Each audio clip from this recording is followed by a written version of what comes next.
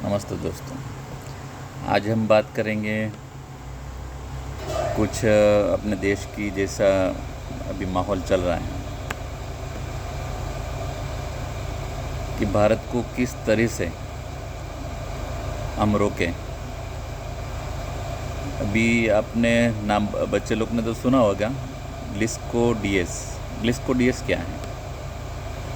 एक अदृश्य शक्ति है जिसका कोई ऑफिस नहीं है, लेकिन वो काम करती है बड़े बड़े देश को, जैसा श्रीलंका, नेपाल, बांग्लादेश, पाकिस्तान, ये सब की सत्ता बदली कर चुके लोग। वो चुनाव नहीं लड़ते हैं, लेकिन पीछे से किसी तरह से वो सत्ता बदली करवाते हैं और अपना जो उनका जो सोच है वैसे आदमी को वहाँ वो लोग खड़ा करते हैं और जनता को पता भी नहीं चलता कि हम किसके हथियार बन चुके हैं। आज भारत में भी बहुत दिन से लोग ट्राई कर रहे थे, लेकिन सक्सेस नहीं हुआ। लेकिन अब एक लोग ने पूरी तैयारी कर चुके हैं, किसी तरह से इस सत्ता से इसको हटाया जाए, क्योंकि भारत बहुत मजबूत बन रहा है और अमेरिका ना चाइना, दोनों में से कोई नहीं चाहता कि भारत आगे बढ़े। टेक्नोलॉजी में, डिफेंस में, सेमीकंडक्टर में, डिजिटल पेमेंट और ग्लोबल सप्लाई चेन, उसमें भारत की भूमिका बहुत बढ़ रही है, जिसको ये लोग रोकना चाहते हैं। तो आज हम चाहते हैं कि एक बात करें ग्लिस्को डीएस। ग्लिस्को डीएस ग्लोबलिस्ट, इस्लामिस्ट, कम्युनिस्ट और डीप स्टेट। डीप स्टेट का नाम बहुत लोग ने सुना होगा, लेकिन ये जो मैं आपको बताया ग्लिस्को, उसका जो नाम बहुत कम लोग को मालूम है। तो आज आप समझ लीजिए क्या चीज़ है। ग्लोबलिस्ट जो बड़े बड़े पैसे वाले जो लोग हैं, वो लोग हर देश में चाहते हैं कि हम जैसे चाहे वैसा सत्ता चले। इस्लामिस्ट ओआईसी जो हमेशा, जिसमें पाकिस्तान जो मेन है उसमें, तो वो चाहते हैं कि भारत में हम जैसा चाहे वैसी सरकार हो। कम्युनिस्ट में जैसे भी चाइना है, तो वो भी चाहते हैं कि भारत में आगे ना बढ़े। दूसरा डीप स्टेट में अमेरिका के बहुत बड़ा हाथ है। जॉर्ज सोरस इसमें बहुत बड़ा नाम है। तो आज हम देखेंगे ये लोग किस तरह से काम करते हैं। पहले तो लोग ये मीडिया नैरेटिव चलाते हैं किसी देश में, जैसे भारत में है भाई अलगाववाद, माइनॉरिटी, हिंदू मुस्लिम, हिंदू सिख, भाई इधर सिख लोग वो परेशान है, मुस्लिम परेशान है, उन पे अत्याचार हो रहा है, मानव अधिकार इनका नहीं मिल रहा है, ऐसे मतलब मीडिया नैरेटिव चलाएंगे। और कुछ राजनीति पार्टियां भी इसके सपोर्ट में आ जाती हैं। तो जैसे भारत में भी मैं सर्च मारा कि भाई पहले 10-11 सालों में भारत में कितने मस्जिद और कितने मंदिर जिसको हटाया गया है, तो भारत में छोटे बड़े 2400 मंदिर हटाए गए जो इनलीगल थे या फिर कुछ प्रोजेक्ट में अड़चन हो रहे थे, और 600 दरगाह और मस्जिद हटाए गए। लेकिन पूरा दिन आप देखेंगे जब कभी दरगाह या मस्जिद हटाए जाएंगे तो पूरा दिन मीडिया में वही बताया जाएगा। अभी एनकाउंटर में भी, एनकाउंटर में एक असद को एनकाउंटर में पूरा दिन बताया गया, 2 दिन तक, लेकिन एक कमलेश करके जो उसको मारा तो उसको एक भी दिन नहीं बताया गया, क्योंकि उनका नैरेटिव नहीं चलता वहाँ पे। तो हम सबको सोचने की चाहिए, भारतवासी हम सब हैं, चाहे कोई भी धर्म के हो, कोई भी मज़हब के, लेकिन सब पहले हम भारतीय हैं। दूसरा इसमें एनजीओ काम करता है, विदेशी फंडिंग से चलता है, और ये लोग का ह्यूमनिस्ट, भारत के बड़े बड़े प्रोजेक्ट पर्यावरण के नाम पे रोक देना, भाई पर्यावरण को नुकसान करेगा। अभी जैसे अभी राहुल गांधी गए थे अंडोबार निकोबार, तो उन्होंने भी वहीं वही किया था कि ये जो बड़े प्रोजेक्ट चल रहे हैं ये डिफेंस के, ये पर्यावरण को नुकसान करेंगे, लेकिन ये हमारी सुरक्षा के लिए है, उन्होंने वो नहीं बताया। तो ऐसा नैरेटिव सेट करते हैं। एक तो हो गया मीडिया, एक हो गया एनजीओ, दो तीसरा पर्यावरण के नाम से बड़े बड़े बड़े कंपनी के हमारे प्रोजेक्ट भी ये पर्यावरण के नाम से रोकते हैं।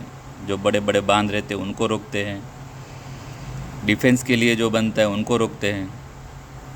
तीसरा, जो हमारे घरेलू यहाँ के जो बड़े बिजनेसमैन हैं उनका नाम खराब करना, जैसे अडानी अंबानी, ये लोग नाम देते हैं, लेकिन अडानी अंबानी बने हैं कांग्रेस की सरकार में, बीजेपी आने के बाद में नहीं बने हैं। लेकिन अभी 11 साल से अडानी अंबानी का नाम देते रहते हैं। और अमेरिका में वहाँ पे भी और दूसरे एनजीओ है, ये भी ये लोग के पीछे पड़े रहते हैं। और ये सब जो पार्टी है वो भी उनके पीछे पड़े रहती है किसी तरह से, क्योंकि वो लोग बहुत सारे भारत के लाखों आदमी को नौकरी देते हैं। और जो बड़ी बड़ी कंपनी सब सरकार नहीं चलाती है ना, सब प्राइवेट भी चलाते हैं। डिफेंस में टाटा भी बना रही है। तो ये सब को रोकना है वो लोग को कैसे भी करके, और भारत को गरीब का गरीब ही रहने देना है। तो इसके लिए भारत की कंपनी आगे नहीं बढ़े। देखो, आपको हिंदुस्तान लीवर का कभी नाम नहीं लेंगे लोग।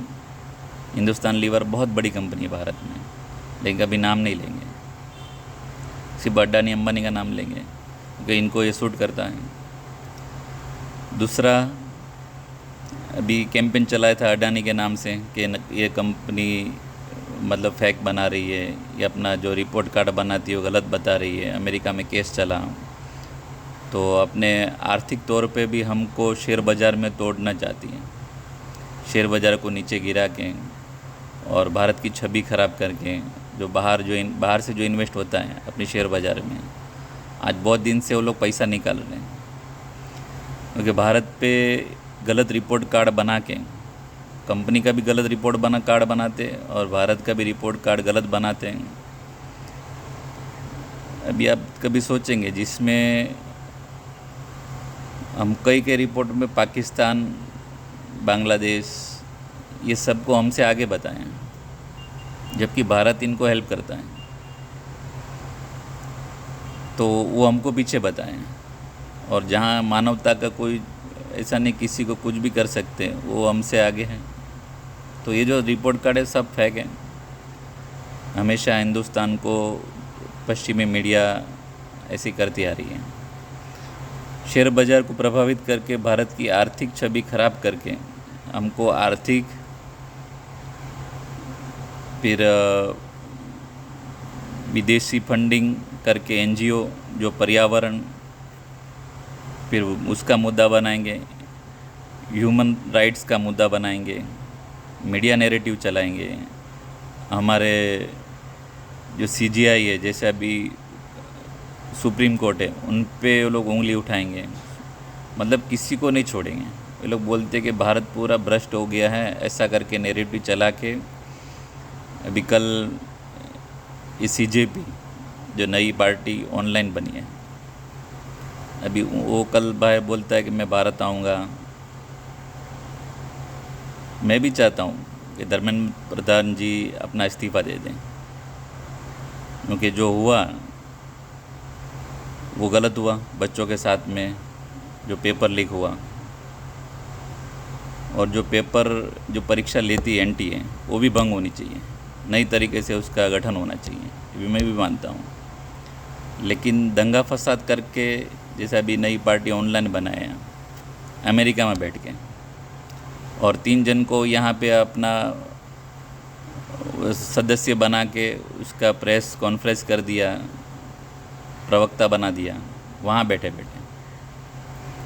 और तीनों है वो आम आदमी पार्टी से कोई जुड़ा है, कोई अपना जातिवाद का, वो सब यूट्यूबर एक जन जुड़ा है, एक उमर खालिद का जो हितैषी है, जो भारत की जो तोड़ने चाहते हैं उनका हितैषी, वो भी उनमें जुड़ा हुआ है।